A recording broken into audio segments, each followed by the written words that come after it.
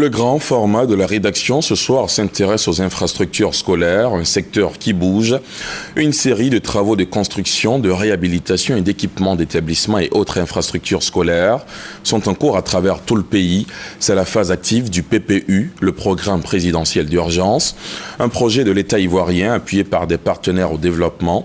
Ces travaux visent l'amélioration des conditions de travail et la performance des élèves et du corps enseignant, l'état d'avancement des travaux, leurs coûts, les perspectives, bref, le tout dans ce sujet grand format signé Maïsako.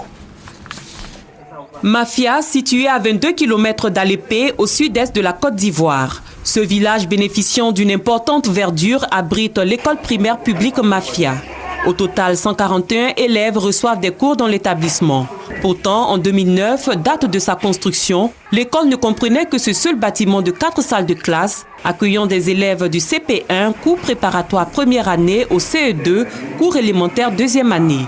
Depuis 2013, l'EPP Mafia a fière allure avec la construction d'un autre bâtiment. Ce bâtiment-là, c'est comme un don du ciel, parce que Mafia, c'est une petite localité. Et quand nous avons fait la demande, Madame le ministre n'a pas hésité. Et puis, spontanément, là, elle s'est dépêchée pour nous construire ce bâtiment que vous voyez, qui est vraiment un joyau architectural. Je suis content d'être avec mes amis. On travaille dans les bonnes conditions. Dans la localité de Dzeudji, située à 6 km de Mafia, se dresse fièrement l'EPP Dzeudji 2. L'établissement réhabilité fait la fierté de ses responsables et des 200 élèves qui le fréquentent. Avant la réhabilitation, les deux bâtiments qui sont derrière nous ont été vraiment décoiffés par un violent vent. Les nouveaux bâtiments ont été livrés en 2013. Ça fait un beau cadre pour le village.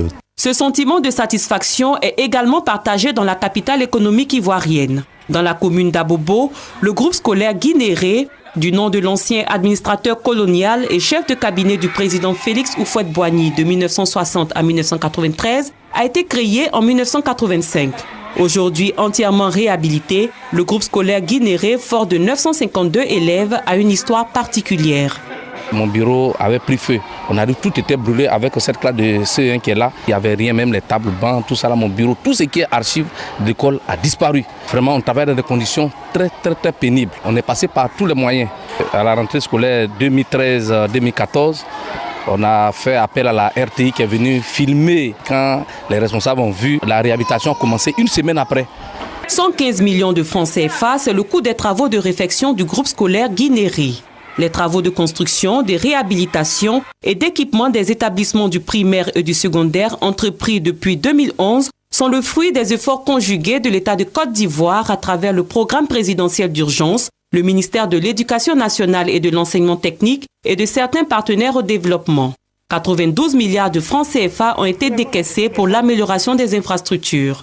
Les travaux de réhabilitation concernent 34 000 salles de classe, 99 lycées mixtes et collèges, 8 lycées de jeunes filles avec internat dont le lycée des jeunes filles de Boaké pour un coût global de 24 milliards de francs CFA. Nous avons pu, depuis 2011, réhabiliter près de 4 000 salles de classe, 8 collèges, 22 lycées, 3 CAFOP, 12 salles de professeurs. Les travaux de construction sont évalués à 68 milliards de francs CFA. Depuis 2011, l'on note la construction de près de 4 000 salles de classe au primaire et au préscolaire, 30 collèges à base 3 et 4, 47 collèges de proximité pour rapprocher les apprenants de leur lieu d'apprentissage.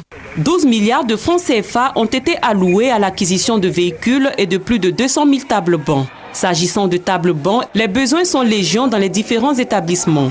Le groupe scolaire d'Anono, la plus vieille inspection de l'enseignement primaire de la commune de Cocody depuis 1947, attend 1500 tables-bancs. L'école fraîchement rénovée reçoit chaque jour 3000 apprenants. Nous avons reçu au moins 1500 bancs, mais l'inspecteur est en train de faire mains et pieds pour apporter encore d'autres bancs.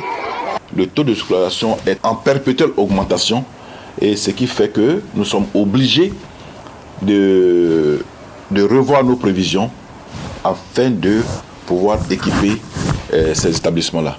Nous pouvons vous rassurer. Nous pouvons vous rassurer que tous les établissements qui ont des problèmes de table-banc, tout cela nous est parvenu et le ministère, avec Madame le ministre de l'Éducation nationale en tête, est en train de trouver des solutions.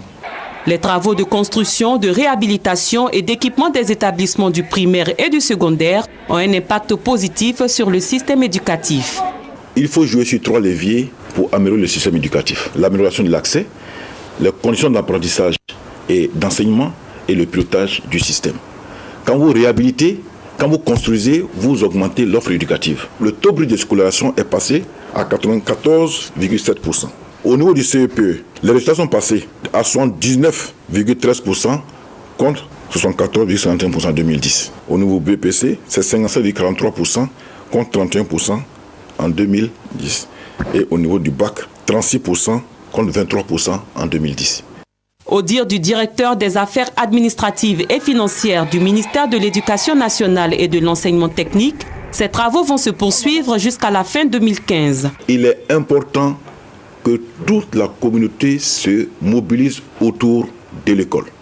Les enseignants, les chefs d'établissement, les COGES, les communautés, les mutuelles de développement des villages, les coopératives, même des particuliers, doivent se mobiliser autour de l'école pour non seulement construire d'autres écoles, mais pour entretenir l'existant.